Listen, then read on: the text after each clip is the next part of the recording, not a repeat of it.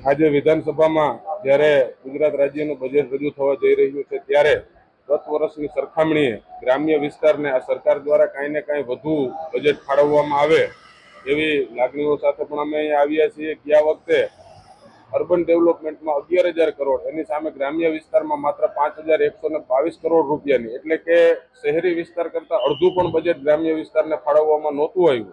ત્યારે આ વખતે કૃષિ ક્ષેત્રે, આરોગ્ય ક્ષેત્રમાં પણ વધુ ફાળવણી કરવામાં આવે એવી અપેક્ષા માનનીય નાણામંત્રી અને માનનીય મુખ્યમંત્રી શ્રી પાસે છે. નેશનલ એવરેજ જે આરોગ્ય પાછળ બીજા રાજ્યો ખર્ચ કરી રહ્યું છે એમાં પણ ગુજરાત ક્યાંય ને ક્યાંય પાછળ છે. તો આરોગ્ય ક્ષેત્રમાં પણ વધુ ફાળવણી કરવામાં આવે અને ગામડામાં જે ડોક્ટરોની ખૂબ મોટા પ્રમાણમાં ઘટ છે એ ઘટની તાત્કાલિક પૂર્તિ કરવામાં આવે એવી અપેક્ષાઓ લઈ અને આજે અમે બજેટ સત્રમાં હાજર થવા જઈ રહ્યા છીએ.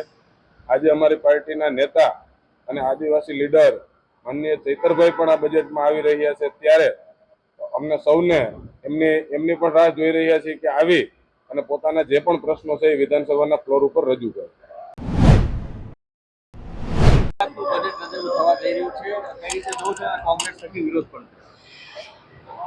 જે રીતે કેન્દ્રનું લોલીપોપ વાળું બજેટ રજૂ થયું, આજે ગુજરાતની અંદર પણ છેલ્લા ઘણા સમયથી માત્ર ને માત્ર મોટા ઉદ્યોગપતિઓને રાહત થાય અને સામાન્ય જનતાને રાહત વિનાનું બજેટ એ દર વર્ષની જેમ મને લાગે છે કે આ વર્ષે પણ પસાર થવાનું છે.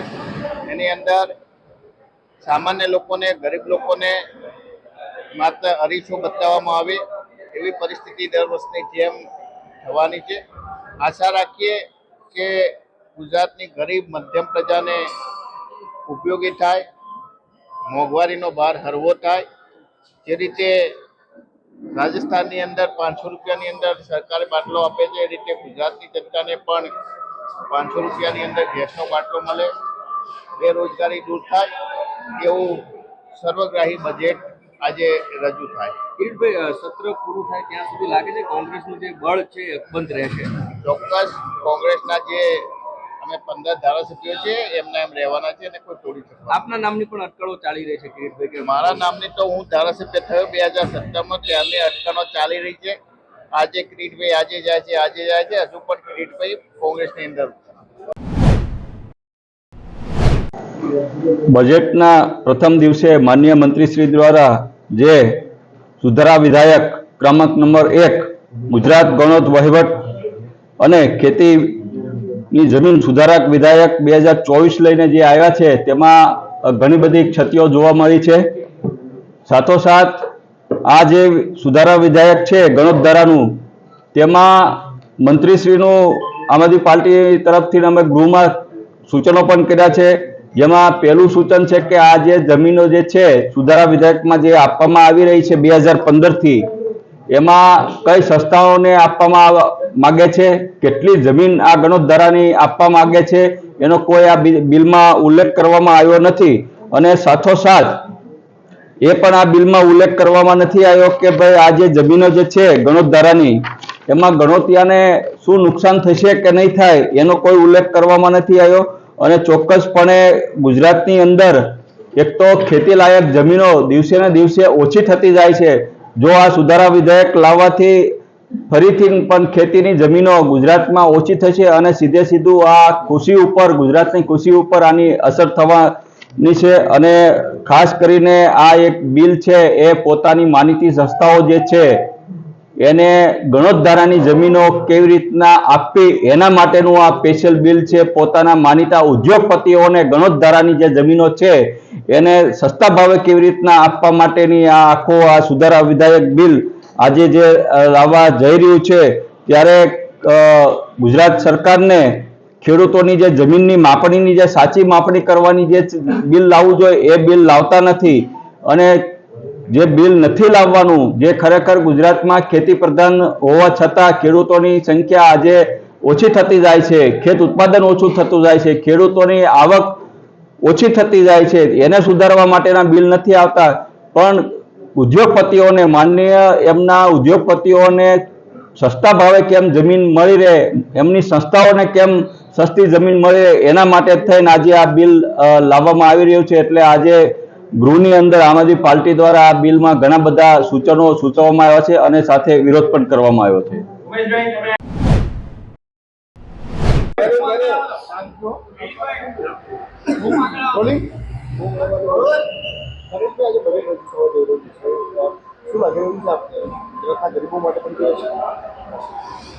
આજે ગુજરાતની પ્રજાએ જે 156 સીટો આપી હતી એ પ્રજા આજે ભારતીય જનતા પાર્ટીની સરકારની સામે બજેટની આજે રાહ જોઈને બેઠી છે.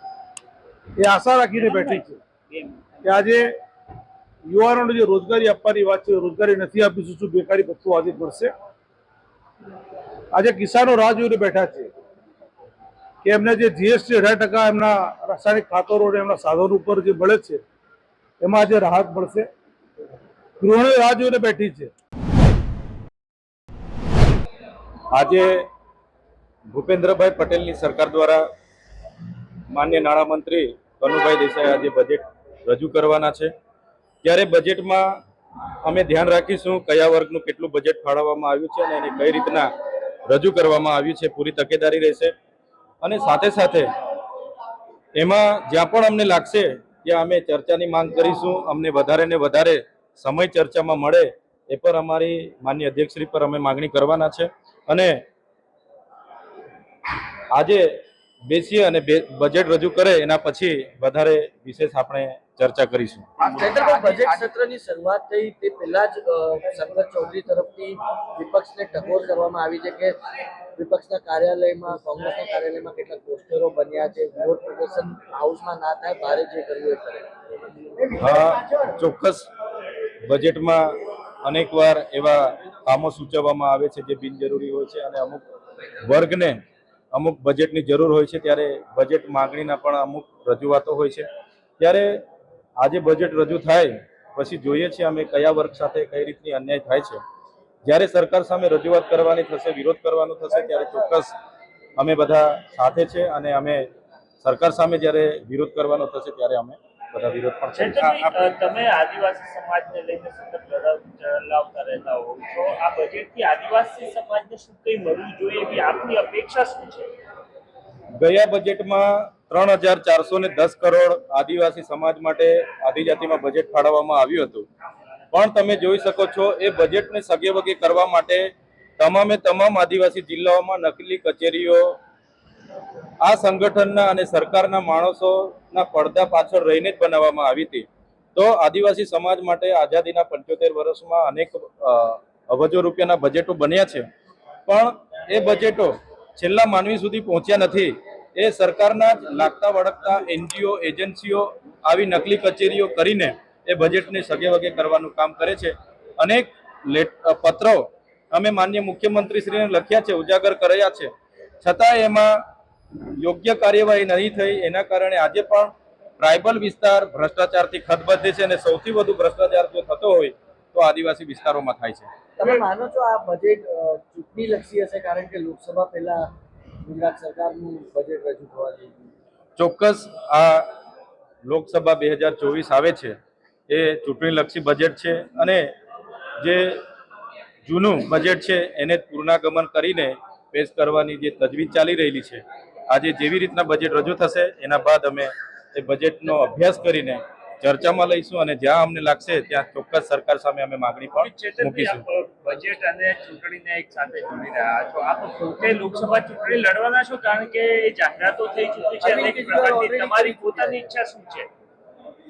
ભરૂચ અને નર્મદાના લોકોનો આગ્રહ છે કે ચૈતરભાઈ લોકસભા ચૂંટણી લડે.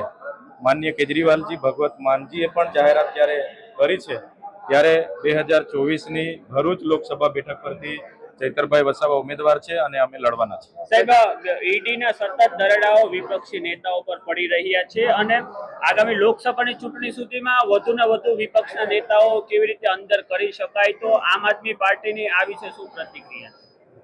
આપ સૌ જોઈ શકો છો પૂરા દેશમાં ઈડી, સીબીઆઈનો ઉપયોગ કરીને ભાજપ સરકાર એ વિપક્ષના જેટલા પણ મોટા નેતાઓ છે એમને પરેશાન કરે છે. આજે ગુજરાતમાં પણ આમ આદમી પાર્ટી અને કોંગ્રેસના ધારાસભ્ય સાથે આ નીતિનો ઉપયોગ થઈ રહેલો છે. આજે અમારા જેવા ધારાસભ્ય સાથે પણ સામ દામ દંડ ભેદ નીતિનો ઉપયોગ કરીને એક ખોટા કેસો ઊભા કરીને અમને પણ અમના પરિવારોને પણ દબાવવામાં આવે છે. આજે મારા ધર્મપત્ની મારા પીએ છેલ્લા 90 દિવસથી જેલમાં છે. હું ગઈકાલે જેલ મુક્ત થઈને આજે વિધાનસભા સત્રમાં ભાગ લઈ રહેલો છું. ત્યારે અમને પણ દબાણ કરવામાં આવે છે, પણ જ્યારે આટલા વર્ષોથી એમની સરકાર હોય છતાં પણ ગુજરાતનો શિક્ષિત યુવાન બેરોજગાર હોય, આદિવાસી વિસ્તારોમાં શાળા ના હોય, શિક્ષકો ના હોય, સિંચાઈનું પાણી ના હોય અને રોડ રસ્તા હાઈવે જીઆઈડીસી અને નહેરોમાં જમીનો ગયેલી છે એમને વળતર ના મળતું હોય ત્યારે અમે ક્યારે પણ ભાજપને માત્ર લોકસભાની ચૂંટણીમાં અરવિંદ કેજરીવાલજી ન જઈ શકે, પ્રચાર નહીં કરી શકે, એ ચૂંટણી લક્ષિત સમન્સ પાઠવવામાં આવે છે અને એમને જેલમાં ધકેલી દેવાનું આ એક પ્લાનિંગ છે. જેવી રીતના હેમંત સોરેન પર કરવામાં આવ્યું છે, તો આજે તમે દેશમાં જોઈ શકો છો આજે એક પણ ભાજપના નેતા સામે, એમના સામાન્ય કાર્યકર સામે પણ આજે ઈડી નથી. માત્ર ને માત્ર જે એમના વિરોધમાં છે, એમના વિપક્ષના જેટલા મોટા નેતાઓ છે એમની સામે ઈડીનો ઉપયોગ કરીને એમને હેરાન પરેશાન કરવામાં આવે છે. દેશમાં લોકશાહીનું હનન કરવામાં આવે છે, સરકારી તંત્ર પ્રશાસનનો દુરુપયોગ કરવામાં આવે છે અને એના થકી જ આ ભાજપ સરકાર પૂરા દેશ પર કબજો કરવા માંગે છે. પણ એમની સામે અમે ઝારખંડમાં ગવર્નરનો જે રોલ છે તેની પર ક્યાંક ને ક્યાંક સવાલ ઉઠી રહ્યા છે, કારણ કે જેએમએમ અને કોંગ્રેસે સમય માંગ્યો છે પરેડ કરાવવા માટે, પરંતુ હજી સુધી પરેડનો સમય નથી આપવામાં આવ્યો. તો શું કહે? આપ જોઈ શકો છો રાજ્યપાલ એ રાજ્યના બંધારણીય વડા છે, છતાંય કેરળ હોય, ઝારખંડ હોય કે પશ્ચિમ બંગાળ હોય, દરેક જગ્યાએ રાજ્યપાલ એમના હોદ્દાનો ગરિમા જાળવતા નથી અને કેન્દ્ર સરકારના ઈશારે ત્યાંના સીએમઓને, ત્યાં મુખ્યમંત્રીને પરેશાન કરવામાં આવે છે. બજેટ હોય કે બિલો પેશ કરવાના હોય, દરેકે દરેક બાબતોમાં રાજ્યપાલની દખલગીરી હોય છે. એટલે આપણા પૂર્વ રાજ્યપાલ વજુભાઈ વાળા ટૂંક સમયમાં રાજકોટમાં જે નિવેદન આપ્યા હતા એ પણ તમે જાણો છો. એટલે દેશમાં લોકતંત્ર બચાવવા માટે, લોકહિત માટે અને બંધારણના રક્ષા માટે અમે ભાજપ સામે લડતા રહીશું. કોંગ્રેસ કે આ વખતે મીડિયાને પણ નથી આપવામાં આવી, આવું બધું બજેટ રજૂ થવા જઈ રહ્યું છે. જે પ્રશ્નો ખરેખર જે પ્રશ્નો એ આપવામાં આવતી હતા અત્યાર સુધી એ હવે બંધ કરવામાં આ લોકશાહીનું હનન છે. વિધાનસભા ગૃહમાં ધારાસભ્ય શું રજૂઆત કરે છે તે લોકો સુધી જવી જોઈએ. લોકોને ખબર પડવી જોઈએ કે પોતે ચૂંટીને મોકલેલા ધારાસભ્ય વિધાનસભામાં પોતાના માટે શું રજૂઆત કરે છે. પણ ગુજરાતની આ સરકારે લોકશાહીની હત્યા કરી છે. વિધાનસભાની બહાર પ્રશ્નોત્તરી પણ નથી આપવામાં આવતી. જે અમારી ઓફિસોમાં ટીવી મૂકવામાં આવ્યા, ટીવી પણ લઈ લેવામાં આવ્યા છે.